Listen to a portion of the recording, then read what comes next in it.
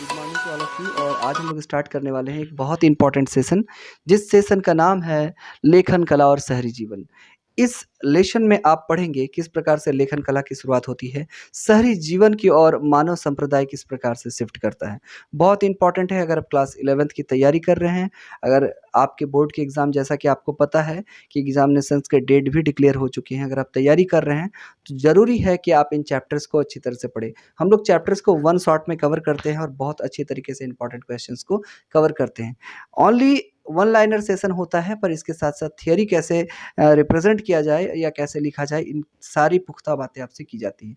आज है हमारे साथ अनीशा। अनीशा, क्या कॉन्फिडेंट हो तुम? हाँ सर। तैयारी है ना? हाँ सर। अनीशा की तैयारी पूरी है और हम लोग आगे चलने वाले हैं। आगे जाकर हम लोग आज करने वाले हैं आज की बात अलीशा के साथ VBI question based on NCERT, और आपको दावा किया जा रहा है कि इससे बाहर कुछ भी नहीं। तो जैसा कि आपको पता है, हमारे पास होता है एक सीट, जिस सीट से हम लोग करते हैं वेरी इंपॉर्टेंट क्वेश्चन आंसर्स। तो चलो तैयार स्टार्ट करते हैं। हाँ सर। और तैयार होना अच्छी तरह से। हाँ सर। डर तो नहीं लग रहा? नहीं सर। नहीं, डर नहीं है बिल्कुल। तो पहला प्रश्न है अलीशा के पास, बेस्ड ऑन एनसीईआरटी लेखन कला शहरी जीवन का। विश्व की प्राचीनतम सभ्यता कौन सी है? मिस्र। मिस्र की सभ्यता। हालांकि सभ्यताओं के लिए कई कॉन्फ्लिक्ट है, कहीं मिस्र की सभ्यता को प्राचीन माना गया है तो कहीं पर रोम की सभ्यता को, और कुछ भारतीयों का मानना है कि हड़प्पा की सभ्यता जो है वो हमारी सबसे प्राचीन सभ्यता नहीं है, बल्कि विश्व की सबसे प्राचीन सभ्यता है। तो हालांकि इस लेखन कला और शहरी जीवन, ये पूरा अध्याय केंद्रित है रोम को प्राचीनतम सभ्यता मानकर। मेसोपोटामिया की आरंभिक सभ्यता कौन सी थी? सुमेर सभ्यता। सुमेर सभ्यता, बहुत अच्छा। मेसोपोटामिया की सभ्यता किस नदी के किनारे विकसित हुई? दजला और फरात नदी। दजला और फरात नदी, बहुत अच्छा। आगे चलते हैं। एरेक तथा सुमेर के राजा की उपाधि किसने धारण की थी? गूगल जिगा से। हाँ, गूगल जिग्गसी ने एरेक तथा सुमेर के राजा की उपाधि को धारण किया था। आगे इंपॉर्टेंट क्वेश्चन है, उस नगर में उर नगर में प्रेम एवं विलास की कुमारी देवी कौन सी थी? इन्नाना। इन्नाना को प्रेम और विलास की कुंवारी देवी कहा गया है। कहाँ पे? उर नगर में। आगे चलते हैं। गुड़िया राजा ने बाऊ देवी की अर्चना हेतु एक कविता रची। बाऊ किस नगर की प्रमुख देवी थी? लगास। हाँ, लगास की प्रमुख देवी थी बाऊ, याद रखिएगा। बेबीलोन नगर का प्रमुख देवता कौन था? मुर्दक। हाँ, मुर्दक या मारदुक जो थे वो बेबीलोन नगर के प्रमुख देवता थे। आगे चलते हैं। अभी तक बहुत अच्छा जवाब आ रहा है। अलीशा अभी तक रेगुलर है अपने जवाब में। आगे चलते हैं। अक्काद का शासक सारगन किस वर्ष गद्दी पर बैठा था? 2350 ईस्वी पूर्व। हाँ, 2350 ईस्वी पूर्व अक्काद का शासक सारगन जो है वो गद्दी पर बैठा था। इंपॉर्टेंट है। मेसोपोटामिया की लिपि क्या थी? किलाक्षर लिपि। किलाक्षर या किलाकार लिपि जो थी वो मेसोपोटामिया की लिपि थी, है ना? आगे चलते हैं कि मेसोपोटामिया की प्रमुख उपज कौन सी थी? गेहूँ। गेहूं। मेसोपोटामिया में प्रमुख उपज, आप ध्यान में रखिएगा, ये क्वेश्चन बन सकता है। वहां की जो प्रमुख उपज थी वो गेहूं थी।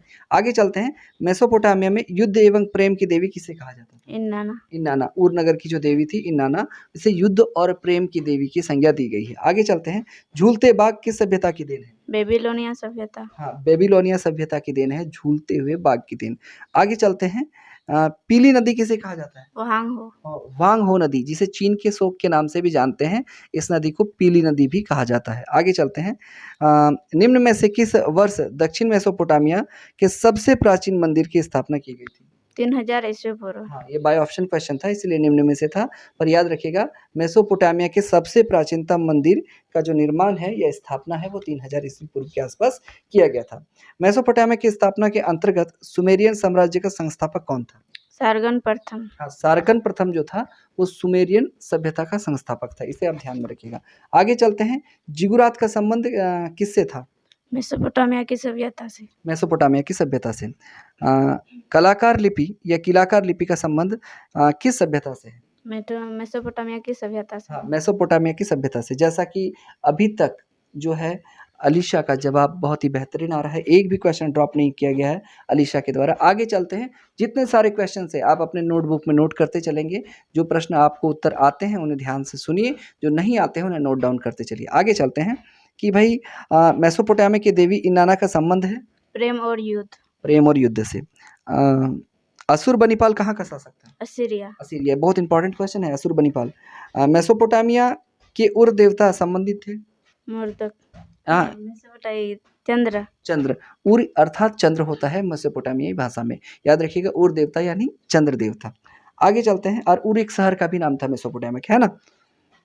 आगे चलते हैं, शहरी जीवन की शुरुआत सर्वप्रथम कहाँ से हुई?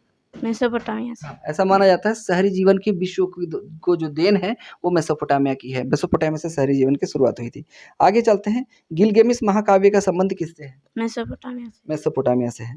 यहाँ तक हमने जो इम्पोर्टेंट क्वेश्चन है सारे को कवर किया है। आगे बहुत सारे इंपॉर्टेंट क्वेश्चन आने वाले हैं, आप लगातार बने रहिए।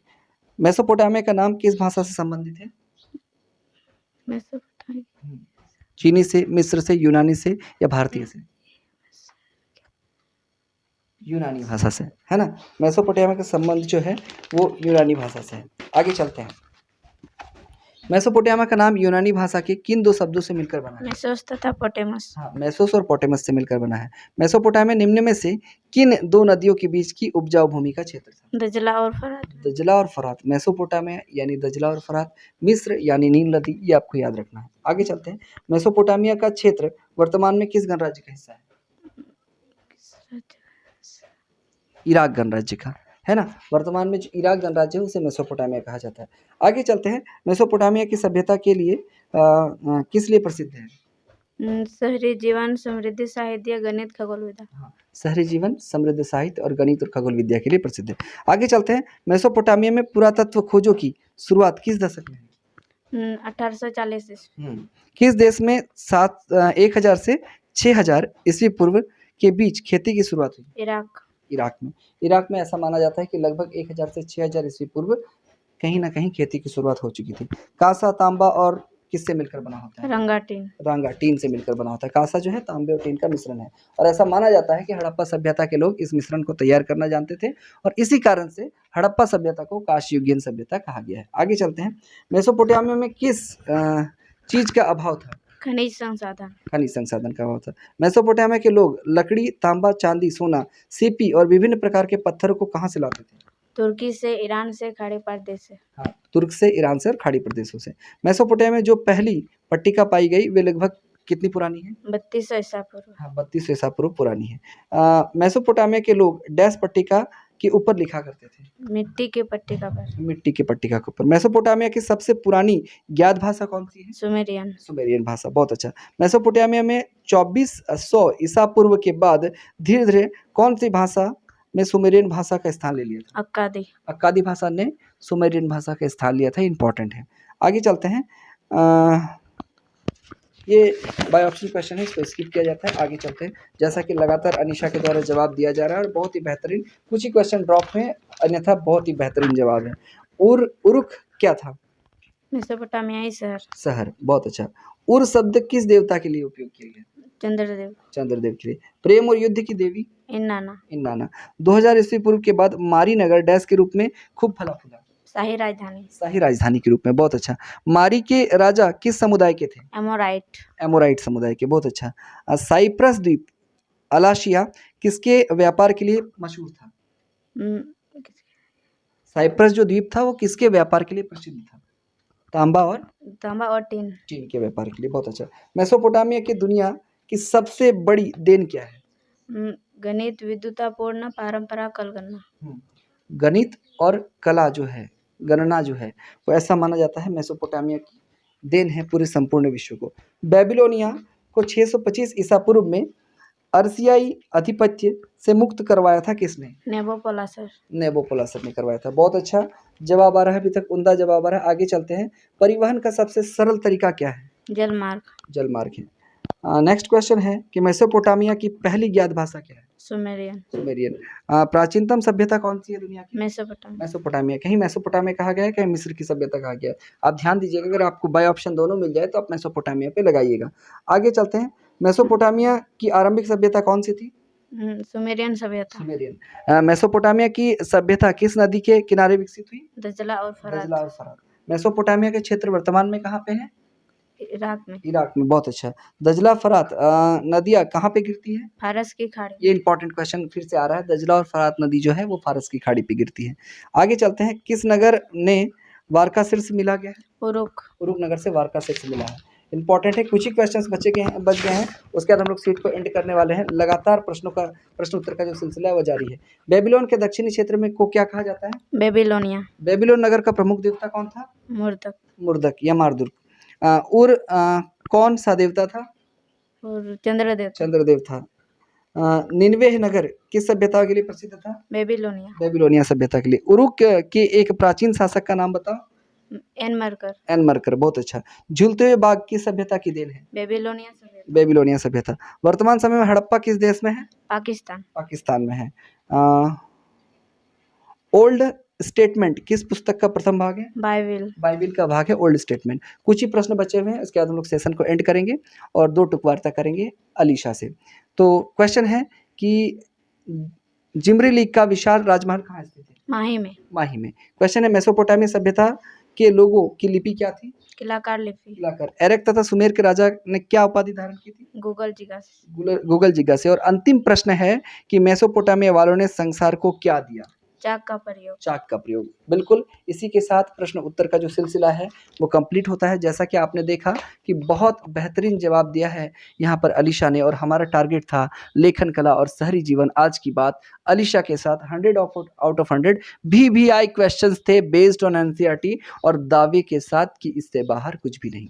तो ये सारे प्रश्न उत्तर आपको आने ही चाहिए, कम से कम इनसे क्वेश्चंस लगभग 90% कवर हो जाते हैं। बात करते हैं अनिशा से। अनिशा, पढ़ना पसंद है या खेलना पसंद है? पढ़ना। सभी विद्यार्थी का जवाब तो यही आएगा, पढ़ना पसंद है। पर ये प्रश्न है कि तुम्हें क्या पढ़ना पसंद है सब्जेक्ट में?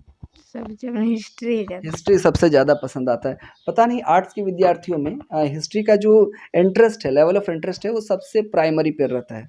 अक्सर विद्यार्थियों के साथ ये ज़रूरी नहीं है, पर एवरेज कहा जाए तो एवरेज विद्यार्थी हिस्ट्री को अपने फेवरेट सब्जेक्ट में रखा करते हैं। तो बात यह है कि तुम अगर पढ़ती लिखती हो तो तुम्हारे पढ़ाई लिखाई में सबसे ज़्यादा मदद कौन कर रहे हैं? सबसे ज्यादा दीदी दीदी।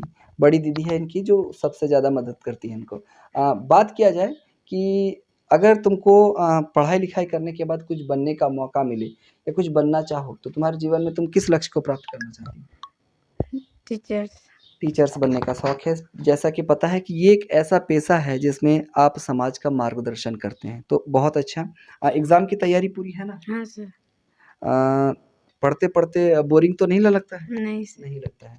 तो एग्ज़ाम की तैयारी पूरी है, समय बहुत कम है, तुम्हें बहुत शुभेच्छा। एग्ज़ाम के डेट्स भी घोषित कर दिए गए।